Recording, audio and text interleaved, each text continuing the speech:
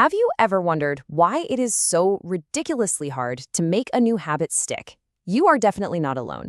We're about to dive into a concept that might just flip everything you know about personal change on its head.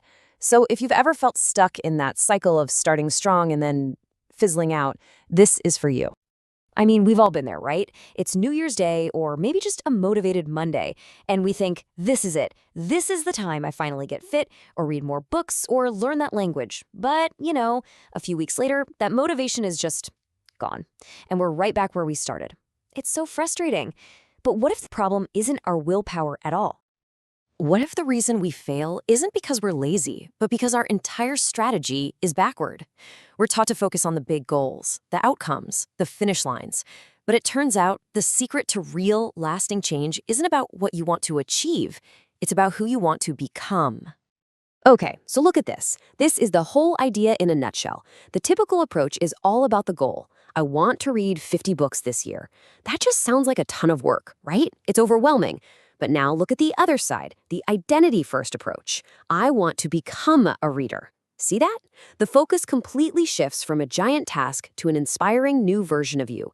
That little tweak in language changes everything. So let's dig into this shift. We're talking about moving from a mindset of just doing things to a mindset of being someone. This is where the real magic happens. This quote just nails it. The real power isn't in what you need to do, but in who you need to become. Think about it. Once you decide to be a healthy person, making a healthy choice isn't a chore anymore. It's just what you do. It's who you are. The actions start to flow from the identity, not the other way around. So what do we actually call this? It's called identity-first change. It's like a two-step process.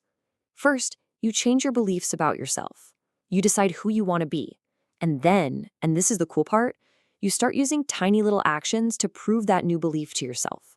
You're basically gathering evidence for your own brain. Okay, so how does this actually work on a brain level? Well, it's all powered by this amazing little engine called the identity loop. This is how these small, simple actions literally start to rewire your brain. I absolutely love this idea. Think of every single action you take as a vote for the kind of person you want to be. So every time you go for a walk, you're casting a vote for, I am an active person. Every time you write even one sentence, you're casting a vote for, I'm a writer. These votes might seem small, but man, do they add up.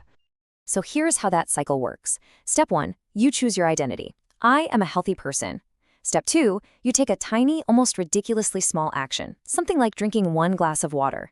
Step 3, boom, you've just cast a vote. Your brain registers that as evidence. And finally, step 4, that evidence reinforces your self-image. Your identity as a healthy person gets a little bit stronger, making it just a little bit easier to cast the next vote. It's a beautiful, powerful loop.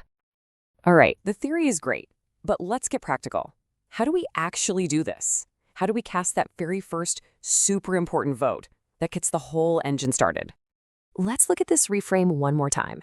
The old way, the goal-first thinking, gives you this massive, terrifying goal.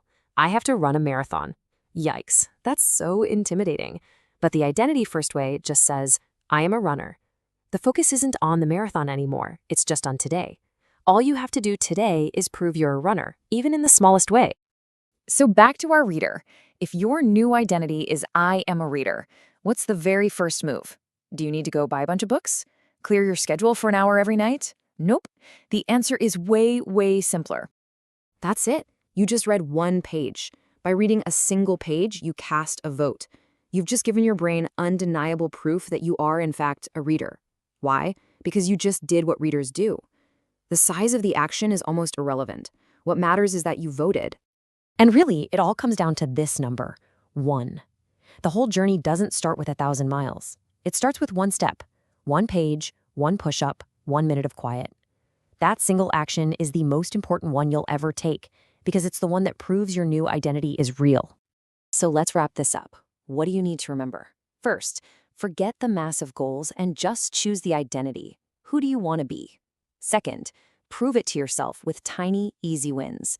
Third, remember that every single one of those actions is a vote. And finally, just trust the process. Let that new, stronger identity start to drive the big results for you. So I'll leave you with this one question to think about. It's not about what you're going to do tomorrow or next week. It's about right now. Who do you want to become? And what is the one tiny vote you can cast for that person today?